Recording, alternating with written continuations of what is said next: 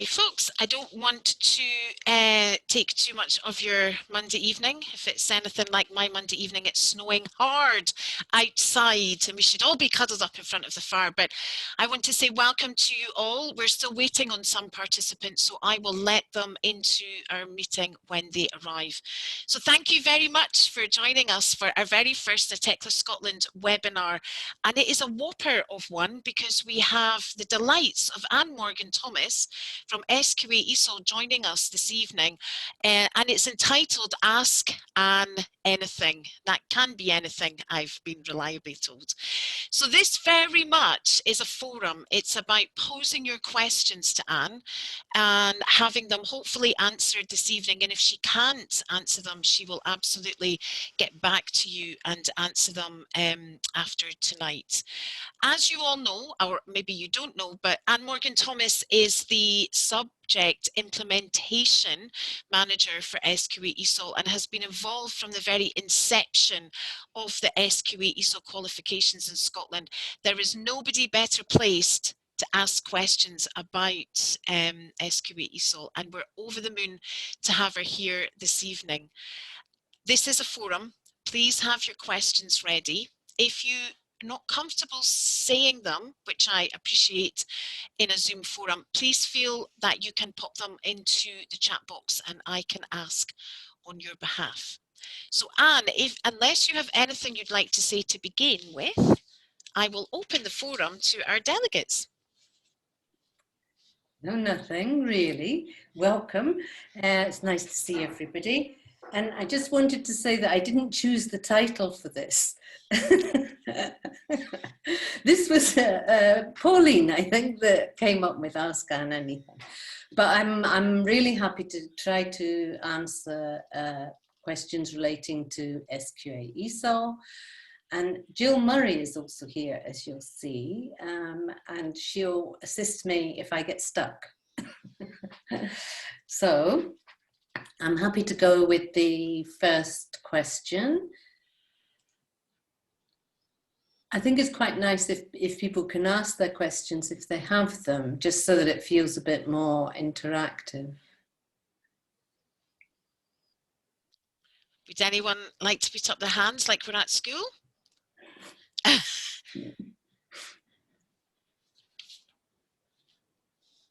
No? No questions. Okay, no. Back to the fire. Yeah, back to the fire. Where's the hand, Pauline? I can't find the hand. Oh, reactions, is it? Yes, in your reactions, Peter. It's okay, you can wave a hand like this. I'm okay with old school. We've not got too many people on. It only gets difficult if we've too many people. Hi, Peter. I'll do a question then, because it's more of a plea for help than a question. But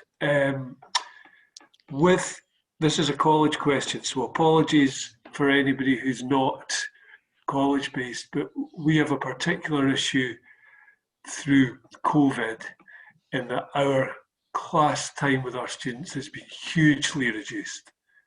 I mean, slashed to bits, and the lower the level, the greater the impact, because the lower level ESOL tend to come with limited IT capabilities. So our college relies on students going up the stairs.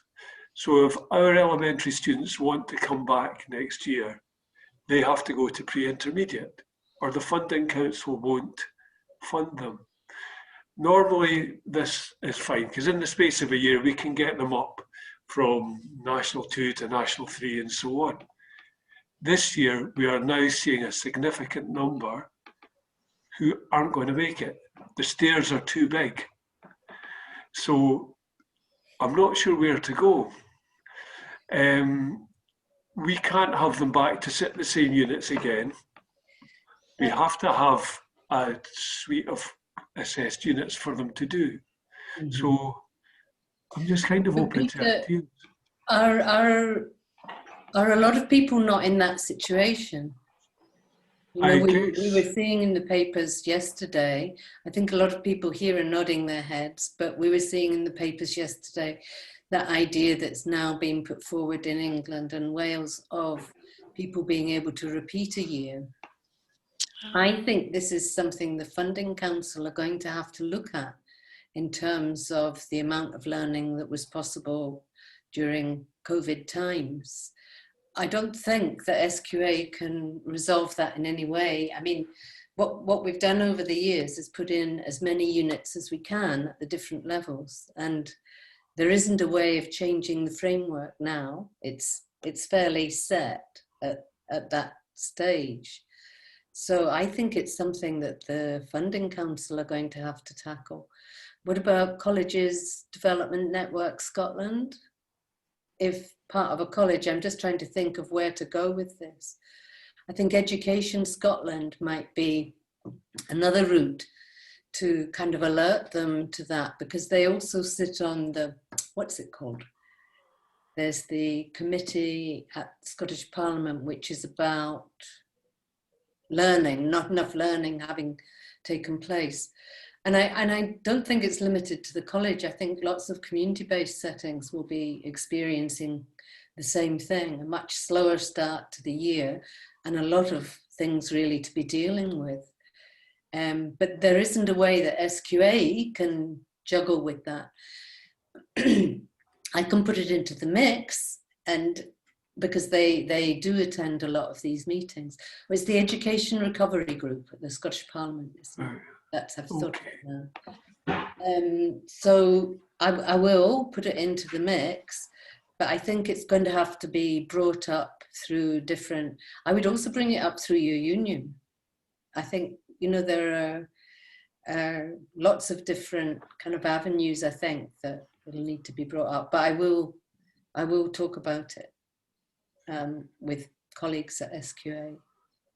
Okay. It's not, I don't know what you wanted to hear, but no, thanks, Anne. That's a good answer, because it's just starting to bubble up and causing me to think, how are we going to plan around this? Because we don't want to be in a situation where you're telling students, well, you can't come back because you're not ready for the next level. So it's how we get around that. I mean, I know in my old job when it was social science, if you had students, individuals who were struggling, they could do their HNC over 2 years. Yes. That was fine. So they would do maybe that and that and that in year one, and they'd do the other units in year two. But I don't think with ESOL. In ESOL, we do sometimes have quite a lot of colleges will have 2 classes running for a National 5, one in the National 5 course, and the other is doing one of the National 5 units over 1 year. So there are those kind of things, but obviously it's up to your centre, your college or community learning centre. Okay. No, that's very helpful. Thanks, Anne. Okay. Thank you. What is good is 2 of our colleagues in the group tonight have also said that it's something that their colleges are talking about. So it isn't an isolated incident, I don't believe. I think that it's something that is going to be more prevalent as this year continues. If anyone else would like to make a comment on that or any issues that they've experienced, that would be great. Jill?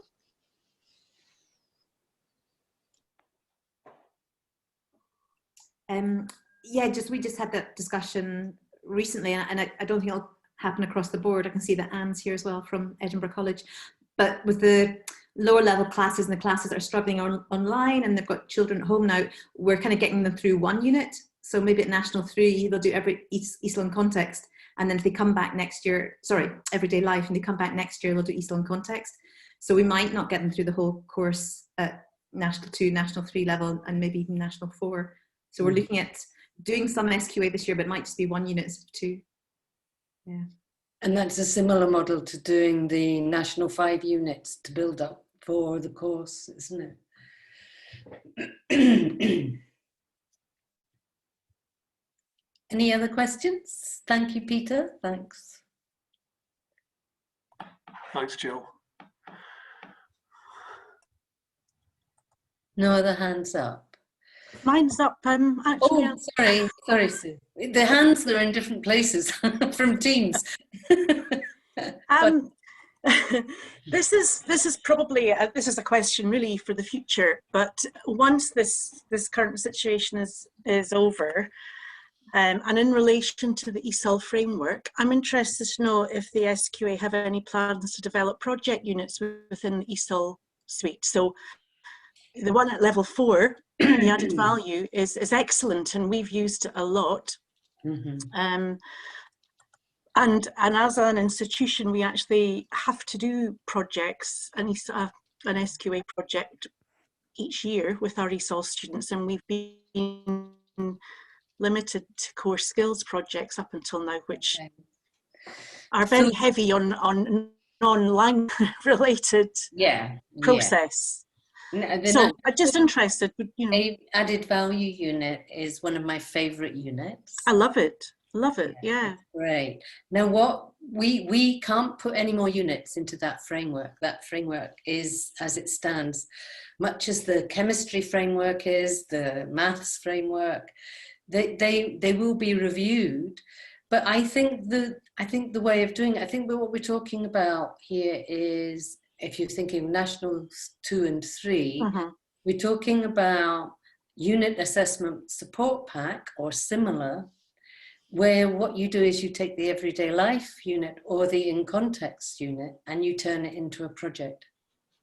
Right. So, I mean, the National 4 has reading, potentially listening if they're doing research online and listening to things, or if they create an interview and then they're listening to people's responses.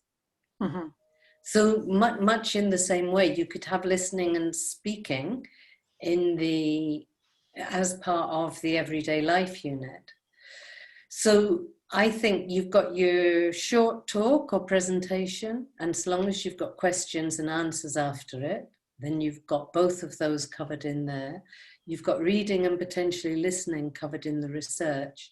And I think that the writing could easily be an additional thing. So if you create the project, they could report by doing the presentation or talk and answering questions, or they could report by writing something, an article or a poster or something along those lines.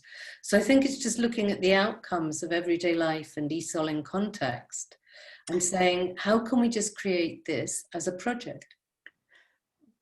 Thank you, that's really useful. That would still only give credit for the unit though, the everyday life. It wouldn't give an additional credit. It wouldn't give an additional credit. Yeah, that's our issue.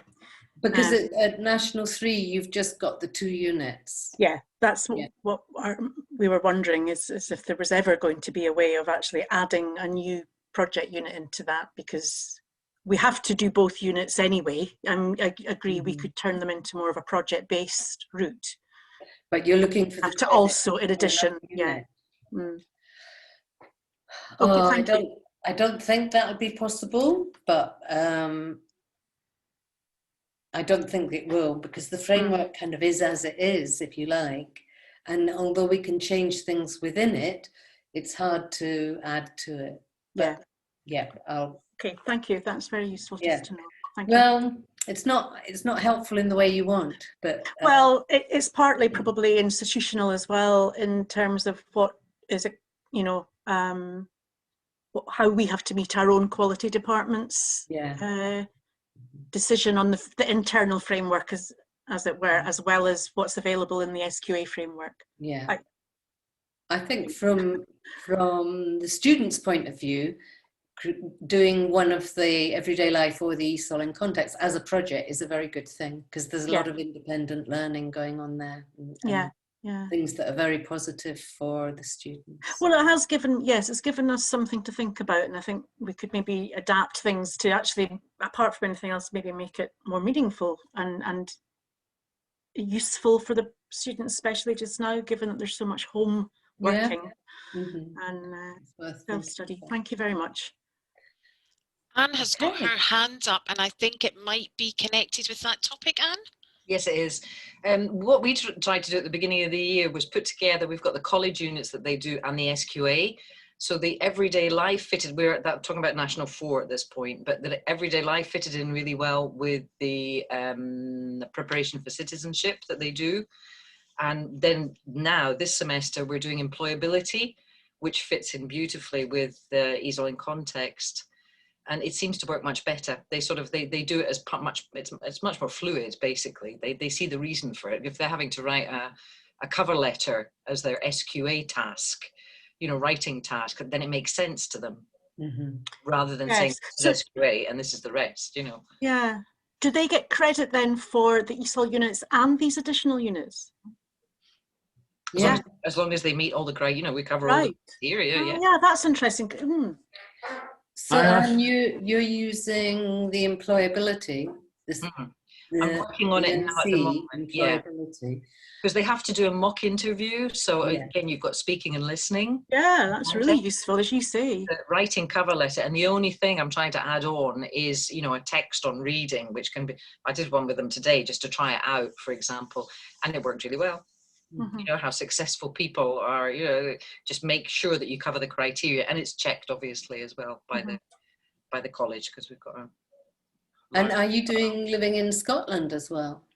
Not with my course, but I know, I mean, other people have done it at different levels, and we're trying to do that for all the different levels, basically, so that we've got, it's less, it seems less heavy for them. It's less onerous because they've got, I mean, they're doing one basically, and it makes more sense. It does. It links very much more to real life and what they need it for. And maybe we just need to explore what's there, actually. So whereas, I think, Yeah. Can I ask Anne Knox a question? Which employability unit are you using? It's we do both the preparation, job hunting and preparation for, what was that? I can't remember the name. Preparation for employment and building new employability skills. Yes. Is it the one where there's 3 of them? Well, we've got the first one is, you know, writing your CV and preparing yourself for the job interview. And then it's more or less the office tasks, you know, a bit better about health and safety and things like this. So again, I mean, health and safety, we were looking even to use the SQA task of health and safety in there. A level 4, not 4. Yeah. Can I add? Thank you. And Knox and I are at the same college, that's what I'm just having, because I think I teach the lower levels. So we've, as Anne's saying, it's not just the SQA units, it's Edinburgh College units. So we've made units. So we've got study skills unit, and we've got our own kind of like living in Scotland unit at the very low levels as well. And we do get credit for that. Anne might know how that works, but we have a and so that's registered with the college too. So that's how this year we're getting away with doing 1 SQA unit, because we have to then build up Edinburgh College units as well. And they're kind of official units that Edinburgh College is kind of registered. I don't know the ins and outs of the credit, but this year my students are doing more Edinburgh College units because they're getting credit for all the study skills they're learning online, doing Zoom, doing WhatsApp and things, and then doing 1 SQA unit. Maybe we could put something, up at some point, Pauline, on the website about the possibility of this for colleges. Yeah, I would be delighted to post this on our Detective Scotland website. I think what you're describing, Jill and Anne, may be similar. Peter, you might be able to confirm it to our Z units. Would that be? So sorry if I'm hogging this for Dundee and Angus College. I don't mean to, but it's Are these college devised units, Jill? Yeah, we've got a similar system. I think maybe this is where there's different approaches from different colleges, because certainly before COVID, we were expected to deliver so many SQA credits, and there was a bit of a cap on how many LDUs we could have. And the other thing which I think is in our pipeline is that we're going to have to produce master folders for locally devised units where there isn't always one. So credit funding is still, well, relatively new in the scheme of history. So this was to get around the new credit funding model, which came in after SUMS. I don't want to go into a big college history thing, because every college is different. Sorry to hold, but that's really useful. Thank you very much. Move on. I'll bring it back and see if there are any other questions. And if not, we can explore it a bit more. So there was another question that was submitted, and maybe I should see if I can find it and take a look. So there was a question about, and I think that this is a misunderstanding, has SQA finished developing or creating the learner agreement, which was mentioned in the past webinars? So the learner agreement is something that we were suggesting you have if you're going to be doing assessment online. So I can say a bit more about it. SQA can't develop that agreement, and we did say at the time that it's a good idea. It's referred to in all of the remote assessment guidance that SQA has just put out. The things that you should agree with your student if you're doing online assessment, because a lot of people were really worried about, is it the actual student that's doing the assessment online, etc. So there are 2 documents on the SQA website that went up fairly recently on remote assessment, and they're well worth a look. The reason we can't do one is because it depends on the unit or the course assessment that you're going to be doing online, because it needs to be specific to that. So for units, students are allowed to use dictionaries, and Jill might have something to say about this in a minute, I know, but they are allowed to use dictionaries, particularly for reading and writing. And we would never recommend using a dictionary for listening or for speaking. So that's a kind of, if you like, a unit condition. Once you get to the National 5 course or the higher, they are not allowed to refer to any other resources at all. It's completely without any resources, dictionaries, nothing for any of the assessments. So it depends on the unit you're doing as to what you want your students to agree to. So it will be things that are standard for all, that if they have access to an assessment, none of that information is shared. It cannot be shared with anyone. And I think that you put writing clearly into the agreement that if you suspect that it is, they would need to be reassessed. I think some people are going a bit further and saying you won't have a place on the course anymore. Likewise with writing, if you think they're using something like spell check or whatever, we would recommend that they handwrite writing assessments, and that they then take a photo and send a draft, that first draft into you. So you can see how this kind of learner agreement, it needs to be specific to the kind of platform you're using if you're doing assessment remotely, and it needs to be specific to a unit or a course assessment. Yeah. So I don't think it's something that we can write, because people are using so many different platforms. I do say, please don't ask me technical questions about things and what you're doing, because I'm not going to know. Everybody is doing things very differently. So it is an important feature.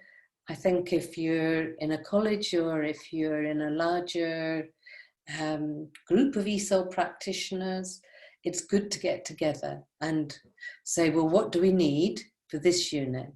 And then it's something that is emailed. If they email back confirming that they agree to it, then you're in a kind of stronger position for feeling secure about the way the assessment's being conducted. Any questions on that? Yes. Hi, Siobhan. Hi there. Hi there. Could I just ask what you just mentioned about doing the writing? Are they allowed to type it up if we put it in the learner agreement, they can't use spell check? Or is that just a no-no, it must be handwritten, any of the writing tasks? I think it's easier for you if the first draft, if it's unit assessment we're talking about, if the first draft's handwritten. I think once you've got that first handwritten draft, that's absolutely fine.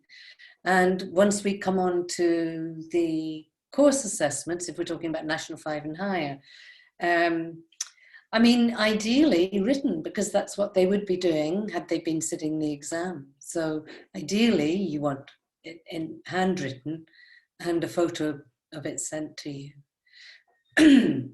You'll also be talking in that agreement about time limits and things. So obviously in unit assessment, that's more flexible, but in the course assessment, depending on how you're breaking that down to do it online, it's a lot less flexible. They should be having the same amount of time as they would in the exam. Okay, thank you. Right. Yeah, thanks. I've just thought of an example. If you're doing National 5, is anybody interested in National 5 or higher, or shall I just stop? Yes. Okay. I think if you're doing National 5, what we've said in all the guidance or higher, we've said they don't need to sit the whole paper all at once. Now, obviously, we are where we are, and people keep saying that, and things might change, and you might be able to have face-to-face time with your students. It's a long way away, and I mean, SQA, everything I read from online from them at the moment says, please do not assess your students until they've virtually completed the course, because you've now got until the 18th of June to submit those provisional results.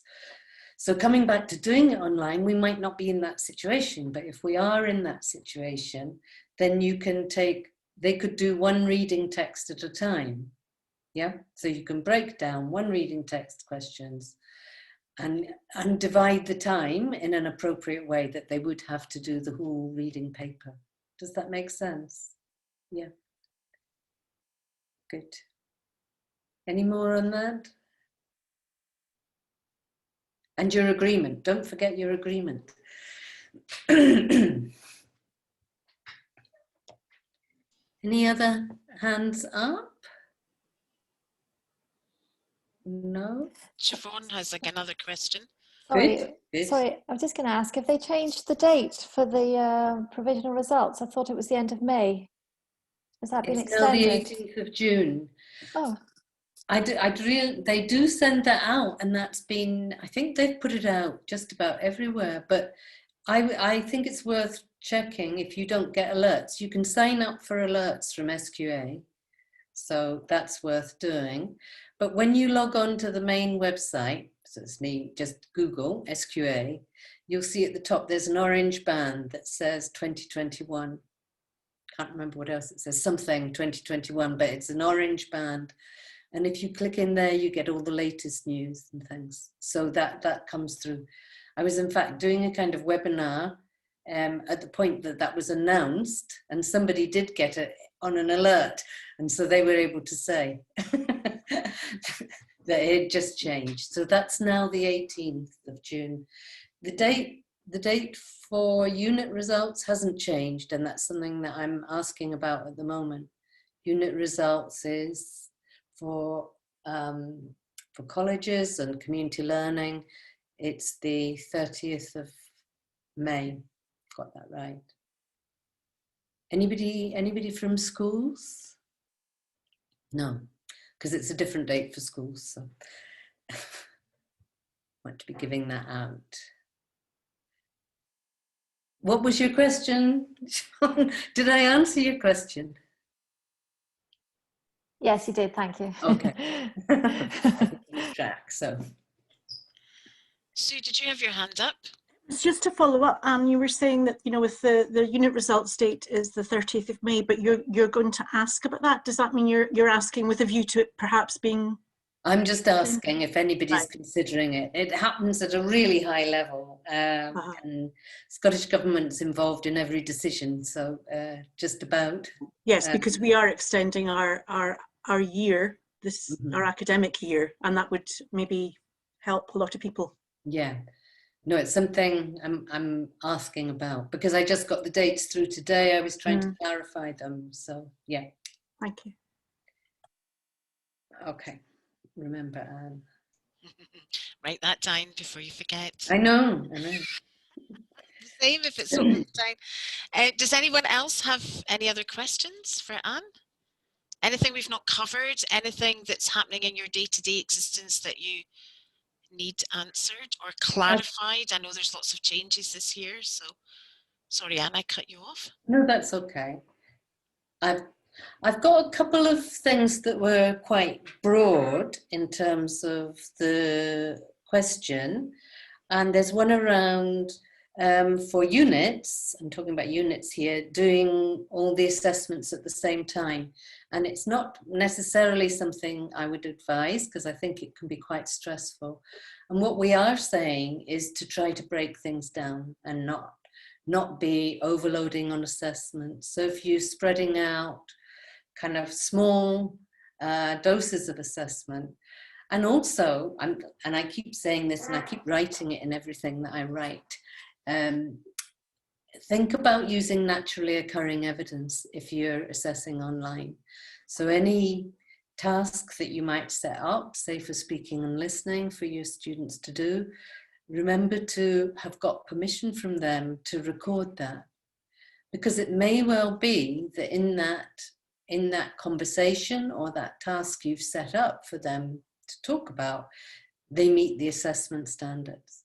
So I keep coming back to this because I think over the years we've become very dependent on the unit assessment support packs, and it was never intended that they would be used. It was intended that people could create their own assessments, modeling them on what is done in the unit assessment support packs. So there's still the opportunity to send things in for prior verification, but also I really want people to think, oh, I've got this task next week and they're going to do it. If I record, is there a chance that they might meet the assessment standards and we don't have to go through the process of setting the assessment at a specific time and date? You would be able to say to them, I'm going to record you when there are speaking and listening activities, because you might meet the assessment standards in something that you do. So I think that's really, really something to be very aware of. I'm a big fan of naturally occurring evidence. Jill? Can I just add a comment as an assessor as well, that I did some practice assessments I just kind of made myself in, I think, November, December, and I shared the class with a colleague and she was horrified. She said, why are you doing SQA so early? And I said, well, I may as well, they're just practice and let's see how they do. But actually it was really good because it told me that some of them were way off as well, because I think teaching online, I don't get the same feedback as in how they're actually doing. And so when I did this reading that they had to then send a photo to me and I did a listening speaking, there was so many that were way far away from the unit that that was actually useful from that point of view. So that's why I'm hoping to get away with doing one unit this year with some of them, but also, yeah, it was a practice assessment. Hardly any of them got it, but it actually was really good because it told me how they weren't doing so well. And you can see some of those practice assessments on the webinars. I don't know if people came along to the 2 webinars in December, which were on the units and unit assessments, but those webinars have been published and you can find them. The easiest way for me to describe it is go to the National 3 ESOL page. So all the levels are together. Click on National 3 and then scroll down to Understanding Standards. And there are 2 webinars there. There's one on online assessment and the other on progression through National 2, 3 and 4. And Jill's the main presenter on them. So, and she made all the videos. So we've got videos recorded remotely. We've got examples of everything that I think everyone's having to do in some situations. Not everyone in every situation, but in some situations. Is that okay? I've got a couple of other little points. I've done my naturally occurring evidence. There's a question about listening and speaking assessment. And also, I'm just going to emphasize looking in the judging evidence table. So if you're doing unit assessment, to make sure you're not asking students to do more than they should have to do. So I think there was a question about literacies 2 unit and needing 3 pieces of evidence for writing, which is outcome 3. In fact, you need one piece of evidence, and it's really clear in the unit assessment support pack. So it's one piece of writing, 25 words, plus completion of personal information. So it's really important to look at those tables in the unit and make sure you're not over assessing students.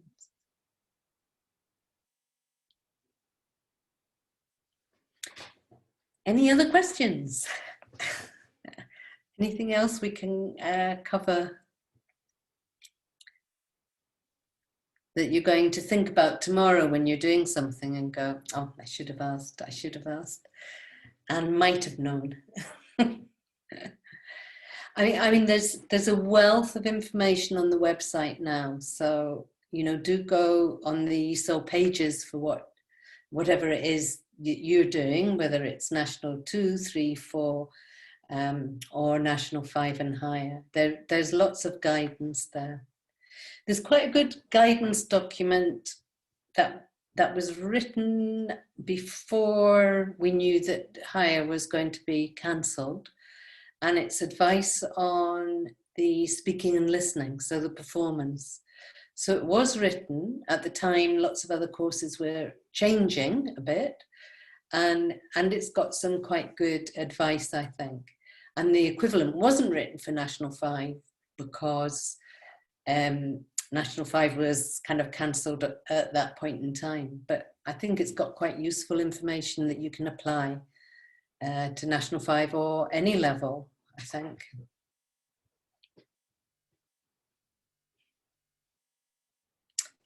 Anything else? Orsi has her hand up. Yes, Orsi. Yes, if I could just ask, how would you define naturally occurring evidence when it comes to reading? So, Reading.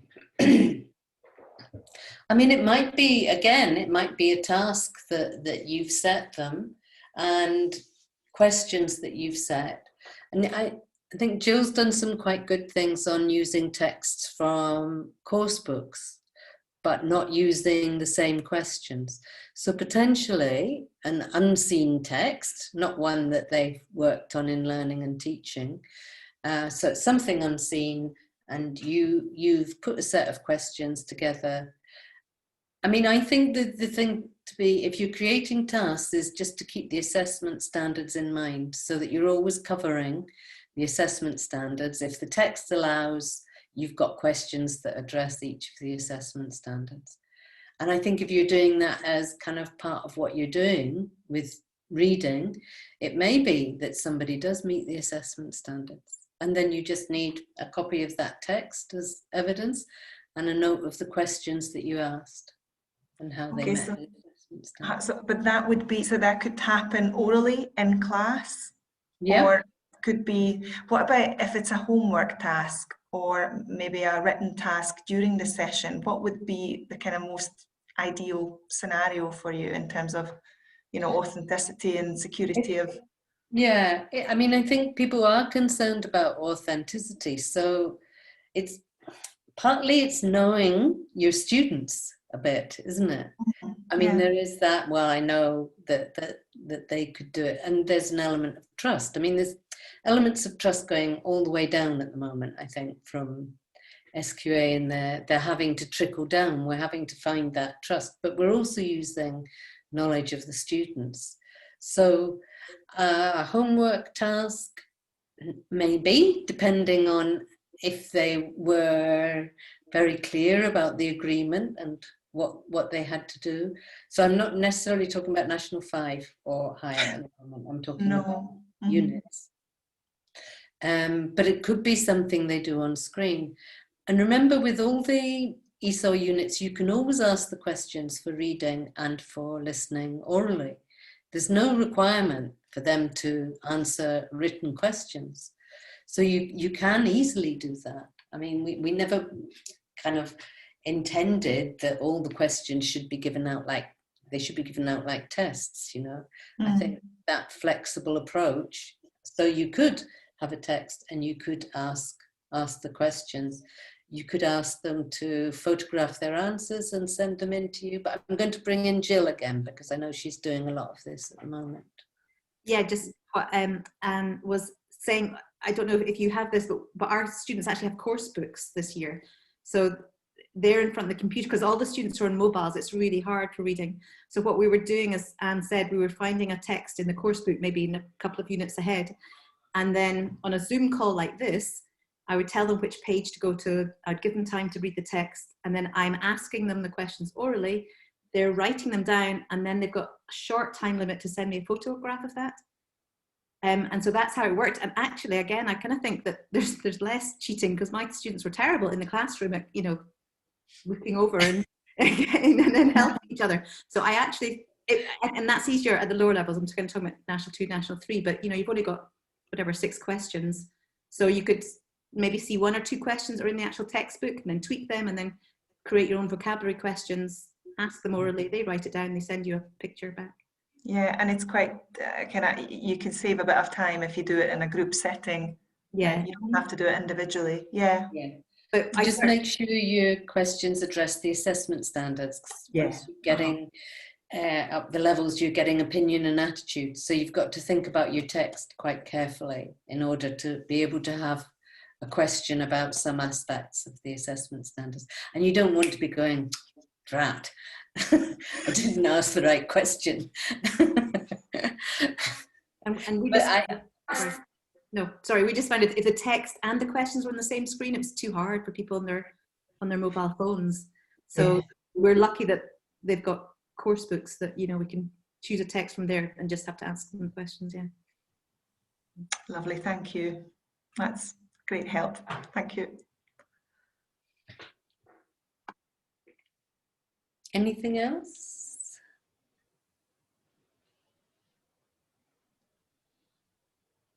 Has everyone gone quiet? I think so. I can't believe that we've exhausted the questions. My inbox and Jill's inbox are full.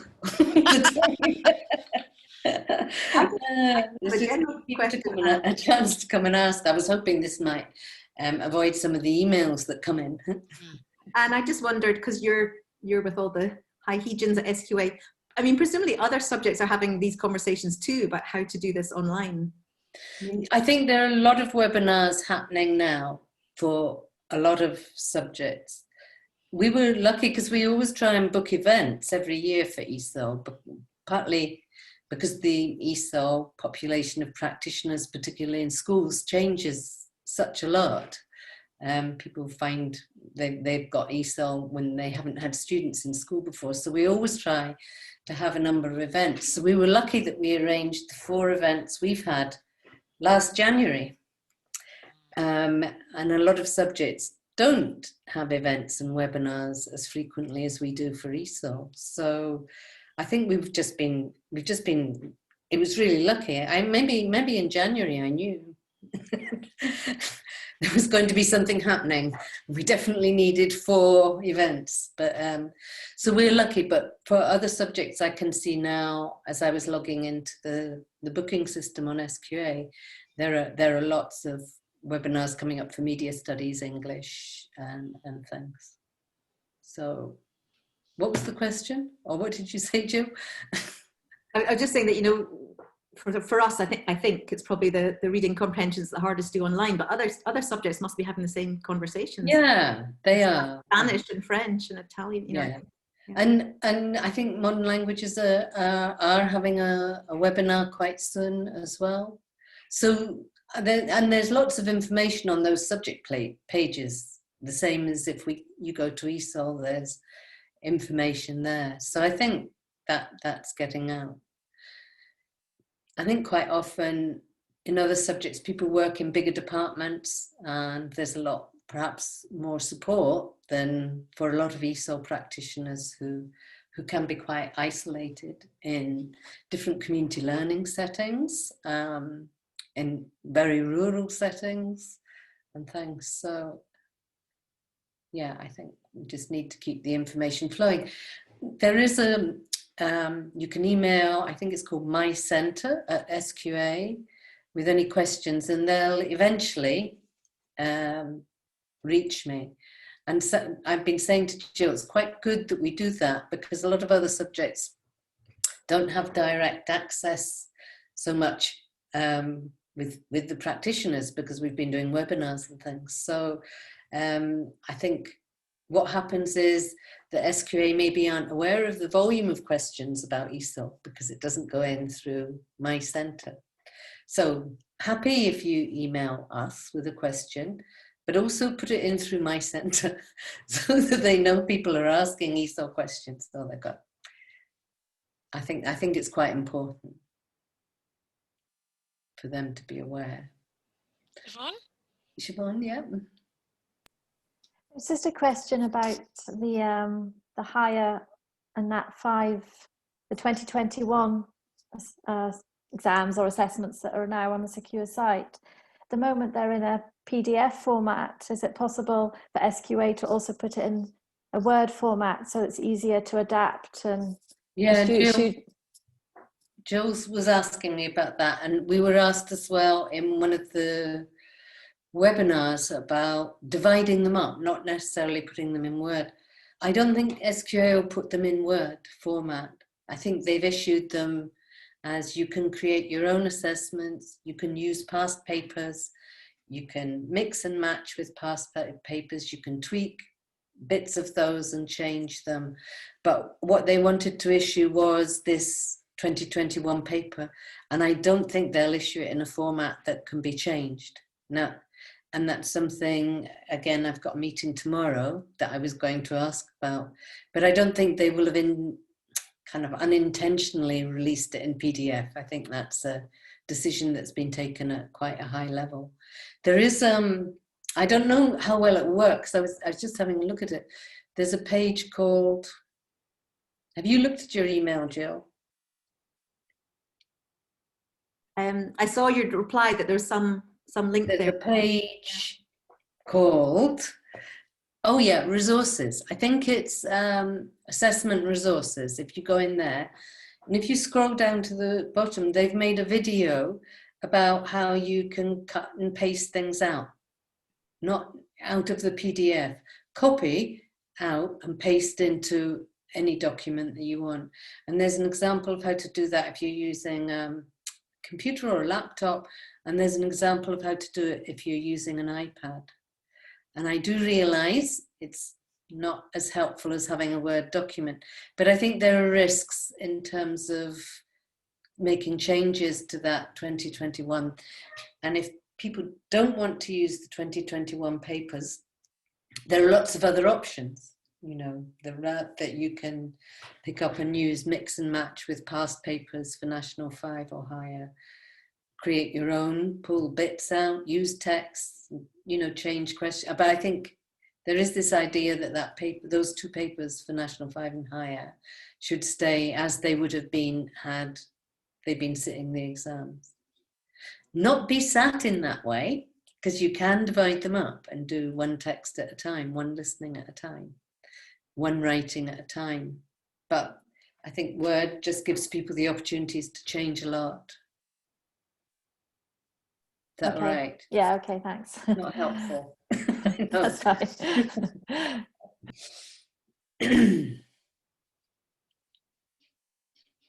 Any last questions for Anne? Anyone? Any burning issue that she hasn't addressed this evening that can help you forge ahead to the end of this academic year? I know assessment at the moment is prevalent in everybody's mind because we don't know when we're getting back face-to-face, or indeed if we will. That's the worry, I think, for many people at the moment, Anne, is that will we actually get back inside a classroom before we break for the summer holidays? And if we don't, how do we make that process of assessment online as straightforward as possible? Yeah, I think that's key, really, isn't it? It is. I don't know if anybody's got ideas about more examples or other things that you'd like us to do, other than creating new units at the moment. Then, you know, feel free to get in touch. I think ideas are good. I think the webinars are really good sources of information, and we talk a lot about how to do that. but at the same time, we don't know if we'll have to do it. But I think, you know, that idea of naturally occurring evidence can kind of be done as you're going along, and really impressing on people to leave that assessment. Don't be assessing all the time. The main idea of this is making more space for learning and teaching, you know, and moving that date back for those provisional results to be in is to allow more time for learning and teaching. And I feel worried sometimes that people might be anxious about assessment and then wanting to do it, but I would, you know, I would kind of relax about it. I think the concern goes right back to even what Peter said at the beginning. You know, you sometimes have an institutional need to get people through, or an expectation to get people through by the end of your year. I think that's, you know, we're sort of marching now towards Easter, and then we only have a term after Easter, and I think people are more concerned. I think pre-Christmas, a lot of chat was, how are we going to teach online? Now there's more of an emphasis about how do we assess the learners online successfully. So it's definitely we've got the whole of February, we've got March, I know we've got Easter, we've got May, and then results 18th of June. So that space in June. I mean, I think, yeah, I think that the anxiety about assessment could force people to be doing more of it than they need to, and that concerns me, or to be doing it sooner than they need to, and that concerns me as well, because I think there's really, I think there's internal pressures from institutions as well, though, with guidelines and dates by which people have to have reporting, booking on, all of these things. So it doesn't always allow us to wait until the very end. No, and that's right. Centres want to get in and get things checked and organised. But from the student's point of view, I think. Oh, I agree. Yeah. You know, having the opportunity to do learning and teaching and not feeling anxious about being assessed too early is something I think centres should take on board, especially this year. Yeah, I agree. Yeah. It'd be interesting to see some of the dates. I haven't seen any dates that colleges or schools are asking for those results in by, but SQA is certainly making the effort to stretch it out. Well, hopefully, hopefully institutions are too. I mean, hopefully they're also changing. I mean, we're just still finding out, you know, what their guidance is, and under the new or the latest sort of situation. So I may be saying they haven't thought about it when they actually have, and they'll extend it. Unfairly. Yeah, you will find out. You will find out. I'd also like to offer out NATECLA Scotland as a place that if anyone has resources or ideas and they're happy to share, that we should. I think one of the positives, can we even say that, in this, or what are we on, our 45th lockdown, has been, particularly at the beginning, the first time we were locked down, was the spirit of sharing and the spirit of collaboration and the spirit of trying to get everybody through successfully what was an awful time. And unfortunately, we find ourselves still in that situation, but we're all facing new challenges. So if anybody does have ideas about assessment, feel free. I will pop up how to get in touch with NATECLA Scotland if you haven't already. But feel free to use us as a repository to share those ideas if you're comfortable doing so. Because we're happy to do that. That's part of our remit. So please know that it's there if you want to. Does anybody have any last comments, thoughts, or questions for Anne? Before we... Thank you. It's been very, very useful. Thank you. Great. Well, sorry. Oh, Jill. Yes, sorry, Jill. Mine's a really basic thing, and I'm sure there's other people who are much more technical than me. It was just Siobhan's comment. I found out recently that on a PDF file, you can delete pages very easily. So, I mean, that's maybe quite obvious, but so I was kind of deleting it. And so then I was left, if I was lucky, I was left with a reading and then a question, because normally the text, the second text is on a different page anyway. So it's quite easy to delete and then just save that as something else. Or as Anne says, you do the highlight selection and cut and paste. Yeah. There's also, it will mess with the format slightly, but I'm sure it'll be secured because it's SQA, but there are websites and apps that you can change like a PDF into a Word document. But I reckon that SQA, if you haven't used them before, they're brilliant, but I'm sure SQA will have them at the most secure level and you probably can't change it. Or say you have your hand up. Yeah, because see, I mean, with an average PDF document on my laptop, I just right click and it comes up with the option of open with. And I go down all the way to the bottom to Word, and it comes up with, you know, a cuttable and pastable version of the same thing. So you could do that. Yeah, that's true. There are many ways to manipulate it. I suppose you have to be careful with when it's SQA materials.